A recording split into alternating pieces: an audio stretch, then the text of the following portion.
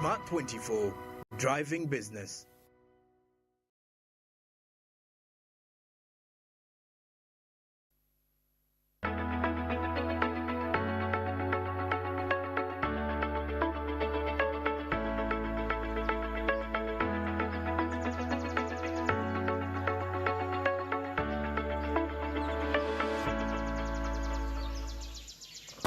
Very good morning and welcome to Smart Names Business. I'm Andrew Barinja. Today is the 4th of December and it's quite a very Monday, quite rainy as you can see.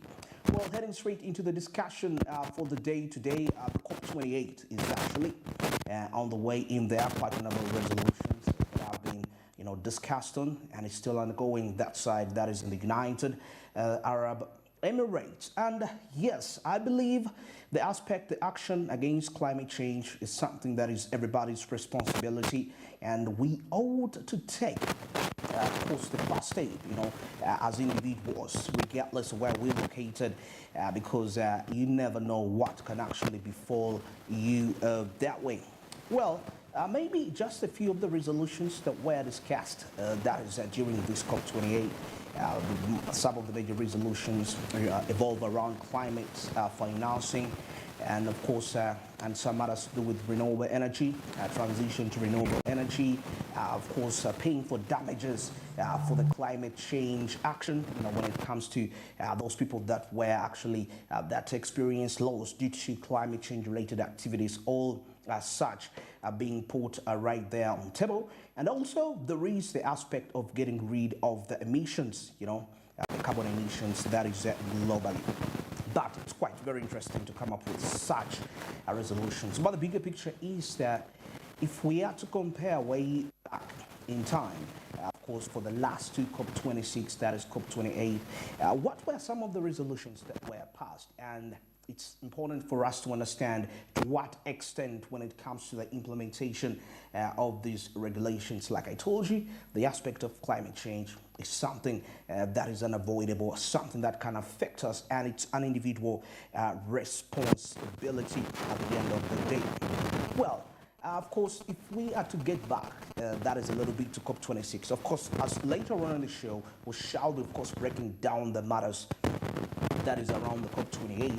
But let's first take a deep step back and take a look at the previous COP28. To what extent, how are they really performing down here? Now, getting back to the COP26, of course, there was the aspect of recommitting to the Paris Agreement goals. And we see that in 2021, still, China announced its enhanced NDC that is aiming to peak, that is the carbon emissions by 2030 and achieve carbon neutrality by 2060. So that really shows you how impactful the COP26 was like. And however, China's reliance on coal for electricity generation still remains a challenge despite that, because we see that there is quite some little bit of conflicting aspects which we shall also see. Seems like China and India, they seem to be the potential investors when it comes to coal energy. Yet this is the resolutions getting rid of the emissions due to friendly mining activities. Well, now, still on the COP26, we have the aspect of enhancing NDCs. And of course, we see the European Union collectively committed to reducing net greenhouse emissions by at least 55% below 1990 levels. That is by 2030, aligning to its NDC with a 1.5 degrees Celsius goal. And of course, increasing climate finance. Now, still, this comes back with what is part of the resolution discussed in the COP28, and we still see the United Kingdom government launched the Green Climate Finance Fund, pledging about £11.4 billion that is in climate finance to support developing countries that is in transitioning to low carbon economies. And of course, there was the aspect of accelerating clean energy transition. Remember, we are still discussing the COP26 And India has set ambitious targets to expand its renewable capacity and aiming for 500 gigawatts by 2030. Now, the country still has also, of course, committed to phasing out coal, that is by 2040. Of course, I'll be proceeding with that discussion for that. Well, for this point in time, I'm joined with Masika Simon set as we're going to be breaking down the further discussions related to this matter. Masi, good morning, and how are you today? Yes, a very good morning to you, Andrew. Yes, it is a very sorry day on a Monday morning. My goodness.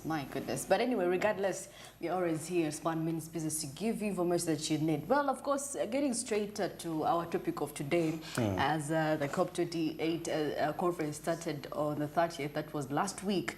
And of course, like you were comparing last year's... Actually, I was looking at COP26, part of the resolutions that were put, and getting to understand to what extent when it comes to the implementation of these resolutions, because this will give us a picture of the degree and extent, the commitment that will be put onto these resolutions, you know, and I can see the aspect which which is cutting across from COP26 to COP28. I've so far realized climate financing is a key factor in here. It is a really key factor, but then what bothers me is, you know, this year's, what are they, natural disasters that have happened. We've compensation, they discussed about compensation for the people that... And of course, apparently, they actually, because the question was for last year, when they talked about climate financing, was who is going to be responsible, who is going to finance this. So a few countries committed themselves, that is the UAE, and then we had the US, we had UK, and of course, so far, now, they have $450 million so far. Collectively, when you put the UAE this year, when you put the UAE, when you put the UK, the US, and Germany, that is $450 million this year, dollars. So, my question actually does actually go to, because even in Africa, I think the African Development Bank is the one responsible for climate financing, because we saw actually in Kenya a few months ago, they donated some money for Kenya, for climate financing. But then my question is, because now we are seeing only 4 countries coming in for climate financing. What I want to ask is, how are they going to be able to sustain this climate financing for a longer period? Because the goal is now 2030. 2030. Yeah. Don't we feel like that we are crippling them in a way, in a certain way? But anyway, since they started the initiative, maybe they have a way to actually come in and find means of financing. Because I mean, these are one of the greatest, the economies, one of the largest. If you see the US, it's a large economy. The UAE, it's upcoming. It's actually a large economy. So definitely they have the finances. Okay. Yeah.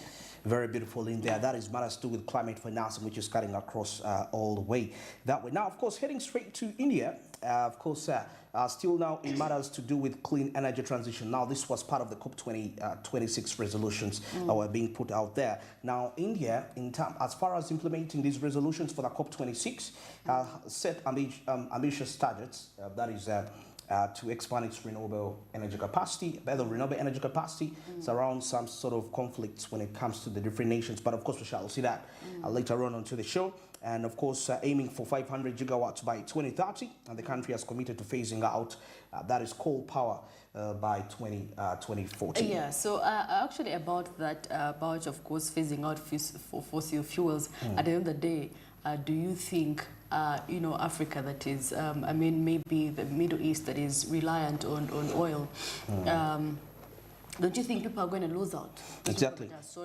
Reliant on fuel, on oil. Yeah, those are aspects that we're actually going to be looking into. India, China, the Middle East, and so many more. So those are some of those aspects.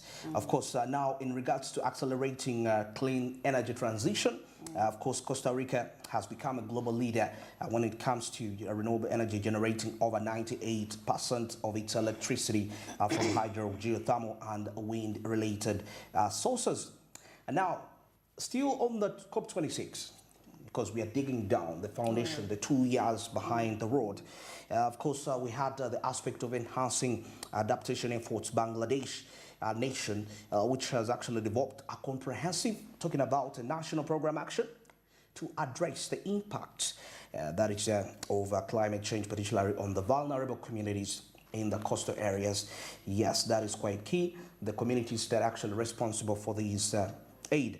Now, finally, small island developing states, of course, these are particularly vulnerable to climate change due to their low-lying geography and limited resources, and initiatives like Adaptation Fund are providing support to some of these small island development states, and there is an adaptation fund to support them to build the resilience to the effects that are brought about by climate change. So this is as far as, of course, implementation of the resolutions of the COP28. We've seen Bangladesh, we've seen the European Union being in charge of that, India, Costa Rica, United Kingdom, and many more of that, and China at the same time, which announced the carbon neutrality by 2060, achieving carbon neutrality by 2060. All these part of the resolutions for the COP26. So, but I like the fact that at least they have tried to actually create, you know, the last conference they created the loss and damage fund. Yeah, those that were going to be responsible for the fund. And of course, I told you the UAE was actually giving then Germany, the US, and like at least they're making an effort. They're making at least an effort. But however, I want more than that. I want, by the time Morocco got an earthquake, you know, I wanted squad swinging in and, you know, financing, or, you know, the country as well. Kenya, you've seen what has been happening in Kenya and the El Nino. Yeah, that has split roads, like people are in two different parts of the world in Kenya. Okay. Yeah. So will the 1 billion that the African Development Bank be able to compensate the damage that is quite key. Have caused? Yeah, quantifying the amount of money allocated vis-a-vis the actual destruction. Like you mentioned, Morocco, Libya had a similar scenario where, but for Libya's case, it was more of a dam breaking down. But Morocco is quite a key issue in here. Well, that is it for now. Let's get into our press brief for now.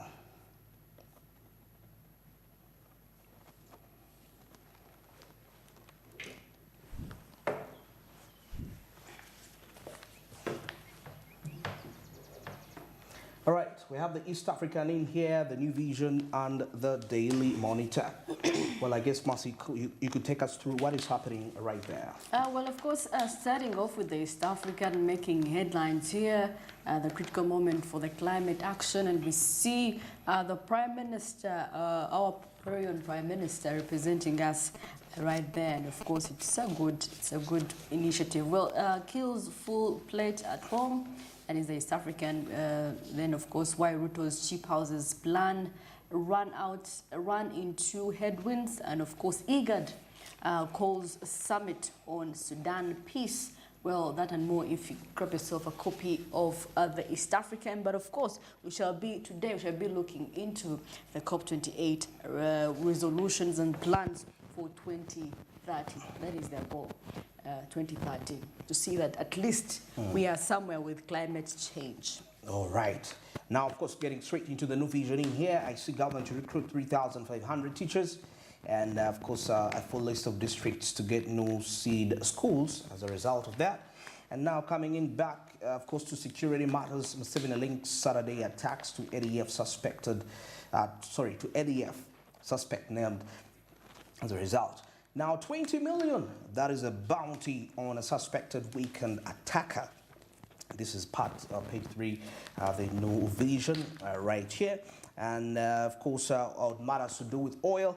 The Kenyan law firm hired to defend the petroleum deal. You'll find that out when you grab yourself a copy of the New Vision. Well, of course, in the Daily Monitor, quite interesting right here for Uganda, as Uganda sends 600 to the climate.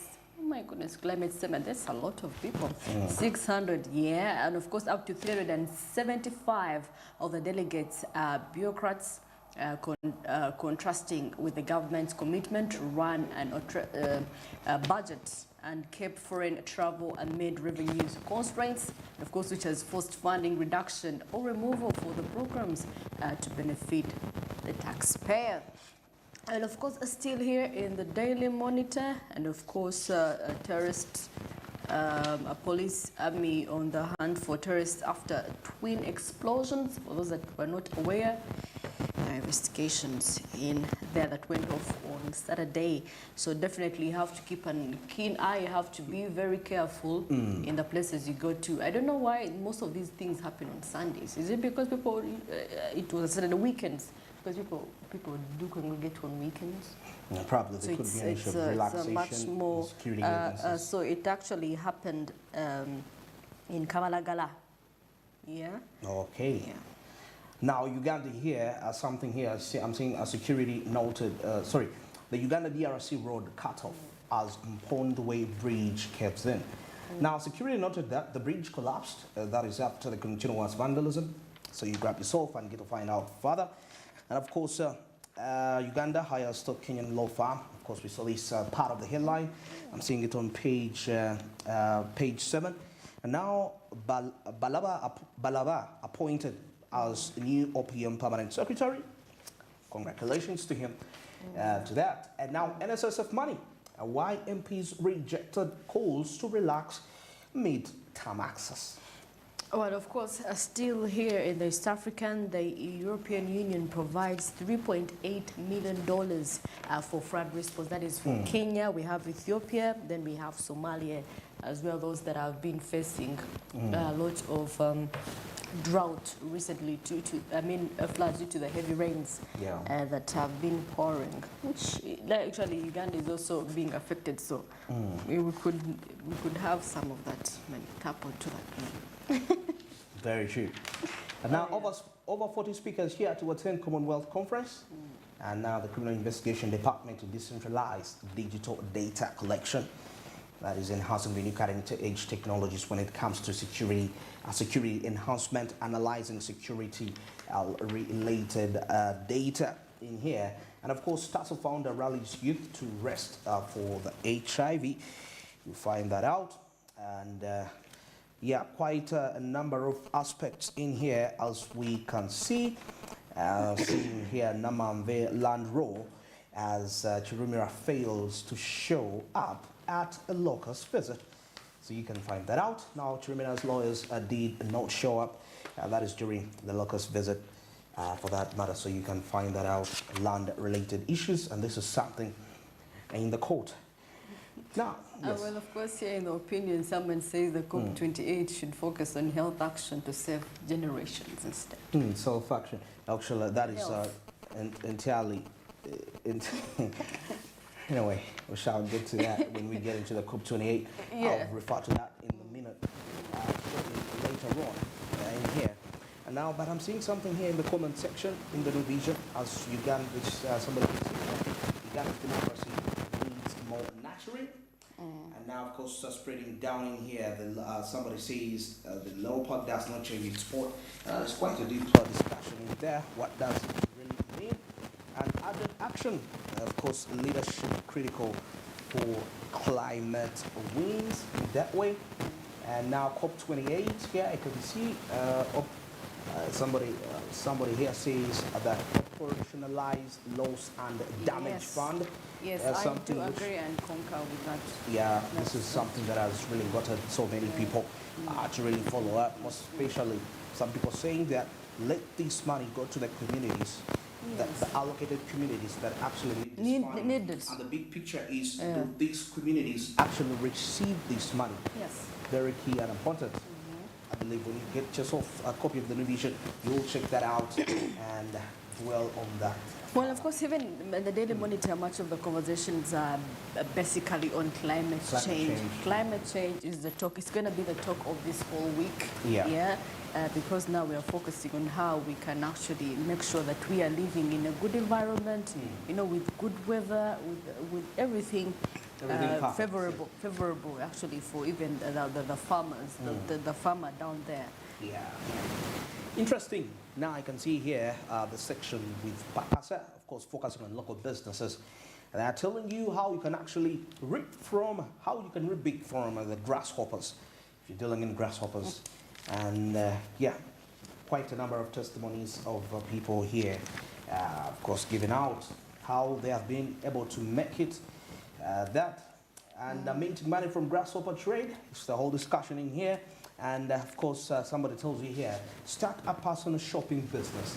If you're really looking up to where can I invest my money this festive season, it's interesting. You can start a personal shopping business because there's quite mass shopping that will be happening for those who will manage to do that shopping. Well, of course, here attempted coup was foiled. That claims of Guinea-Bissau government. Yeah, if you're into politics, this could be a good story for you. And of course, Israel bombs Gaza as pressure mounts to protect civilians. A lot of people actually died in this conflict. Okay. So definitely, there is need for ceasefire. Then I can see here business tips from Chalazinga's wedding. You can really pick them out. It's in the section of Pakasa in the new vision. And finally in here, Kenya privatization, of course, better late than never. Quite deep aspects in here. And the government to support a new project for artisanal miners. And of course, stakeholders at Sheraton Hotel during the Planet Gold annual stakeholders meeting that is recently. Well, of course, in the Daily Monitor, informal sector dominate mobile money pay usage. Yeah, and of course, while 80% of mobile pay transactions are done by users in the informal sector, they only contribute 20% of the transacted value. Okay, very interesting. Well, now let's switch our eyes and take a look at the traffic. This morning it's exactly, my time says 24 minutes past 7. Well, taking a look at this particular area, I think this looks like the gym, according to my observation in there. Well, you can see the situation, how it is standing out like there, and quite massive. There is a massive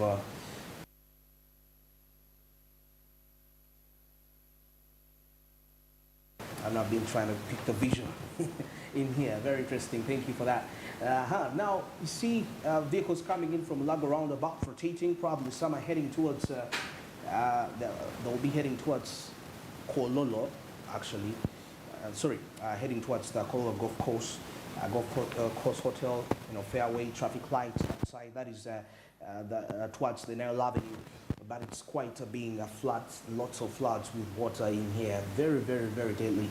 And of course, there is quite an enormous construction of roads that have been going on. And of course, for the preparation of the NAM meeting, which is going to be held in Look January. at the so I would lake. expect. Look at the lake. It's like a lake. It's like a lake. Almost a man-made lake in here in a very shortest time, where the rains fall for about 40 to 50 minutes. And that is the situation out there, and that is speaking quite huge in terms of determining the congestion are there no in this drainage area. systems around there? Because I don't think there are drainage But systems. it's not about even that area there. Generally, the entire city, the drainage systems are quite poor. So that you can see how it explains all about. Now, of course, there are people that are coming in from Boise, of course, coming in from Kalere areas, and probably you passed via this route. Well, you might be a little bit delayed according to what I'm observing. Though I think the fact that it's a little rainy, I can't see any traffic seeming to be in control of these vehicles. So you will be losing just about 5 to 7, maximum 8 minutes if you're coming in from those areas. Same applies to the people that are coming in from Wandega and of course crossing over to Kamocha, and you're probably going to pass via this particular Mulago roundabout. So that's how the situation is really starting out, as you can clearly see. Probably later on in the day it will dry out all, and well, business shall resume as usual as a result of that. Well, that is the situation, and that is how it's starting like at Mulago. Quite flooded roundabout there, and of course just close to one of the referral hospitals in the nation. That is where That's the route that heads to that hospital. Well, we now take a break for now, and of course, when we return, we have Caribbean East Africa and the international business updates. Stick around.